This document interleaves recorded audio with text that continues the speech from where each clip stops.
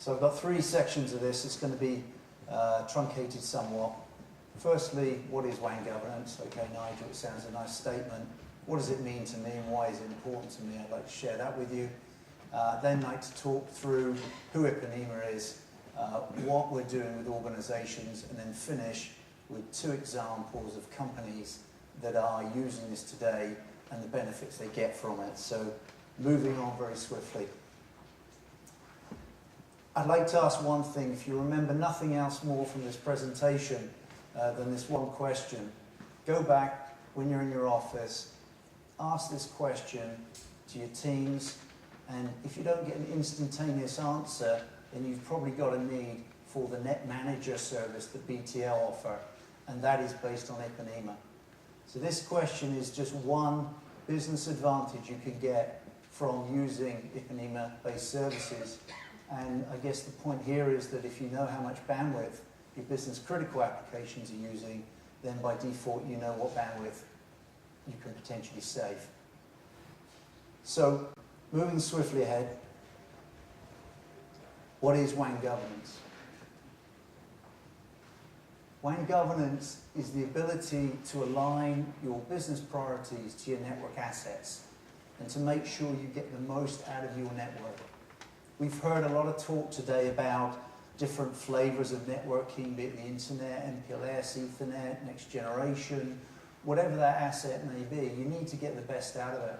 What Ipanema does is it delivers guaranteed application performance to set business criteria across your network, be that any of those previous flavors. And in doing so, it makes sure that the key applications get the performance that they need. So I think a number of my presenters, the presenters that have gone before us, have already covered some of this, so I'm going to be very brief. Last week I was at a conference, Financial Times conference, and what was clear about that is there is now a big collision, frankly, underway between content providers and network providers. And this is a fact. You can see this with Facebook, you can see it with Google, you can see it with the BBC, and these were quotes from the speakers.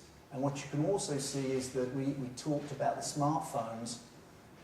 CEO, chairman of Telefonica, 3% of the users using 70% of the network. Well, next year, 2/3 of all handsets will be smartphones. So I think we all know that that figure is going to increase. When I talk to organizations today, they're telling me that they're seeing sporadic problems on their networks already. Frankly, we just don't know what's out there. So what you need to do is to protect and guarantee. And again, that's what the BTL Net Manager Ipanema service does. We've seen that it is happening today. So it's not Nigel or our marketing teams coming up with arbitrary figures. This is happening today. We saw the tripling of the internet bandwidth usage during the football with Slovenia. We know we've got some major events coming up. We know that Facebook has just set up 500 million email addresses for their users, and we know there are 23 million people using Skype today. So why wouldn't we expect this to get more congested? And what you need to do, dare I say, is to protect against these, shall we say, challenging applications across the network. We talked about video a lot today. And we've got one huge event, the Olympic Games. I think it's 610 days away. If your network is not protected at that time, then I think we've all got some issues. And we're seeing this in part today, so we can all read the press around this. Ipanema is a strange name of a company. It's not the beach in Brazil. That's not what we do. So those of you that thought that, we don't make flip-flops. That's the other thing. So if you look us up on the internet, it's ipanematech.com. Moving on swiftly, we were founded 11 years ago. We provide to some of the biggest and most prestige organizations in the industry. Why is that important to you? I believe it's important because what you're going to see is the companies that use Ipanema are getting the advantages today, and more importantly, they're preparing for what they know is there today in terms of congestion, contention, but also moving ahead. We have a royal wedding next year. There's going to be a lot of speeds video feeds being pulled down over the internet for that, over private networks, over corporate networks. So we know this, so we should be doing something about it today. How do we do all this? Very simply, we have a system, it's a software platform primarily, or should I say BTL have a platform, and that platform, it's got a core capability, we call it autonomic. Autonomic, the best way to understand it is it's like having an alarm clock that wakes you up at a time that's dependent upon the traffic volumes. So if you can imagine going around the M25, sometimes it takes you an hour, sometimes it can take you 2 hours. If you want to get there at 9 o'clock, the Ipanema autonomic alarm clock will wake you up at the time necessary. It could be 6, could be 6:30. It will guarantee you get there at 9 o'clock in the morning. That's what autonomic is. We do it as an all-encompassing solution. We go through, we look at the system, the network traffic you've got at the moment.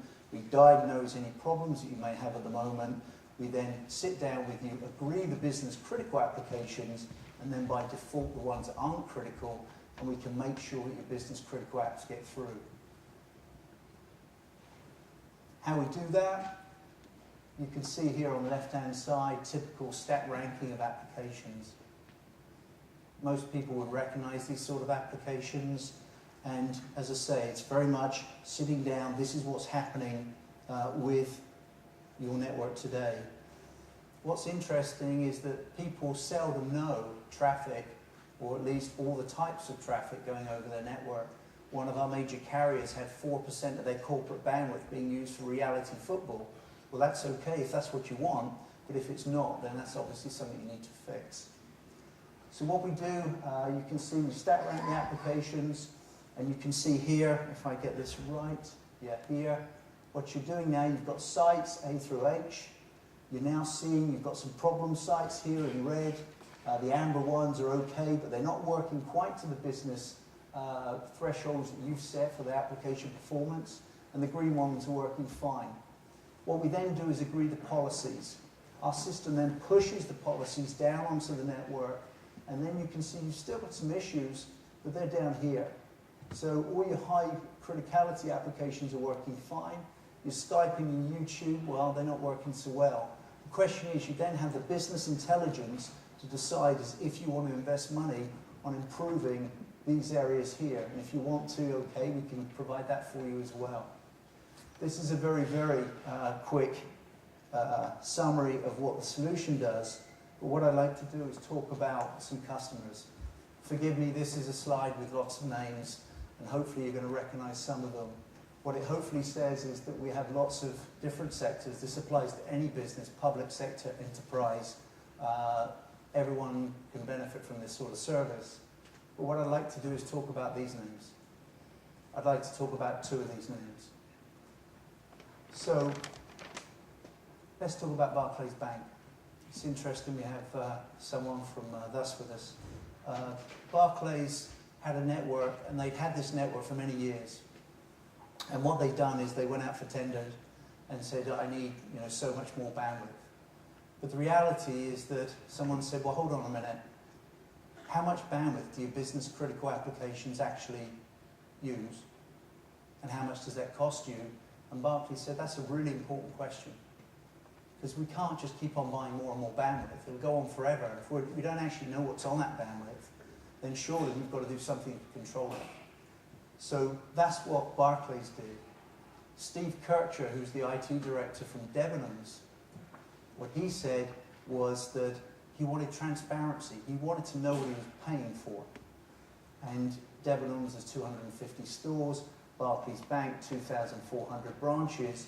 So these are some of the organisations we work with, but it applies to many, many different organisations as well. Morrison's Supermarkets, Yearsley, the refrigerated, interestingly, refrigerated food distribution company, 3663. So these are all examples of organisations that now have the answer to that key question. So I'd like to wrap up at this point. Thank you for your attention. I know it's been challenging. So hopefully what I've done is explained what WAN governance is. It's about control.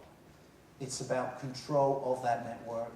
It's about providing the governance of all your applications and making sure that your business priorities are pushed down onto the network and you're getting the most out of that network. And go away, if you do one thing for me, go away and ask the question. If you don't get an immediate response, call Jonathan and we'll put a system in that will give you that answer and we'll save you money and make sure that we guarantee your application's performance. Thanks very much indeed for your attention. I do appreciate it. Thank you.